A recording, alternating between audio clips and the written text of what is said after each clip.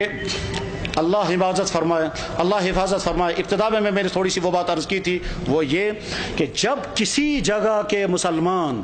نماز پڑھ سکتے ہوں، رکاوٹ کوئی نہ ہو، پھر بھی نہ پڑھیں۔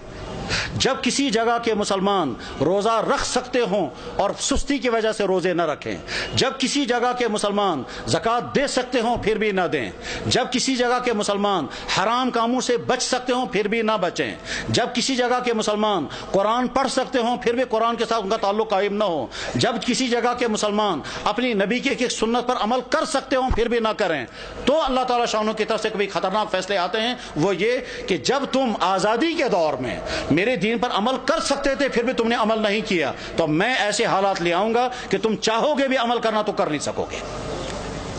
اس کی مثال نمبر 1 اندلس کی میں نے پیش کر دی تھی کہ اندلس میں 800 سال تک مسلمانوں کی حکومت رہی، اور بعد میں جب خرابیاں شروع ہو گئی تو وہ حالات آ گئے کہ اگر وہ قرآن پڑھنا چاہے تو نہیں پڑھ سکتے تھے، اپنی عورتوں کی عصمتیں بچانا چاہیں تو نہیں بچا سکتے تھے، بلکہ کیا ان کی تو جان بھی باقی نہیں رہی، اور وہاں کے مسلمان یا تو مارے گئے یا عیسائی بن گئے یا وہاں سے فرار ہو گئے، اور اس طرح سے 800 سال کا مسلم ملک جو اذانوں سے آباد تھا وہ 800 سال کا مسلم ملک کفرستان بن گیا۔ بخارا اور سمرقند یہ وہ علاقہ تھا جہاں امام بخاری، امام مسلم، ابو اللیث سمرقندی جیسا انسان، وہ علاقہ کے جہاں امام صاحب ہدایہ علامہ برہان الدین مرغینانی رحمہ اللہ تعالی جس علاقے میں تھے، کہ جس مسجد میں بیٹھ کر کے انہوں نے ہدایہ کتاب لکھی،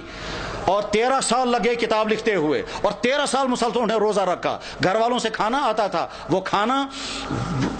رکھ دیتے تھے، جب گھر والے واپس چلے جاتے تھے یہ کھانا کسی غریب کو کھلاتے تھے۔ 13 سال بیٹھ کر کے انہوں نے ہدایہ نام کی کتاب لکھی تھی، جو حدیث اور عقلی علوم کا مجموعہ ہے۔ علامہ انور شاہ صاحب کہا کرتے تھے، فرماتے تھے میں ہر کتاب کا جواب لکھ سکتا ہوں لیکن چند کتابوں کا جواب مجھ سے نہیں لکھا جا سکتا ہے، ان میں سے ایک کتاب ہدایہ بھی ہے۔ جس مسجد میں صاحب ہدایہ نے وہ کتاب لکھی تھی اس مسجد میں شراب کھانا چلتا ہے۔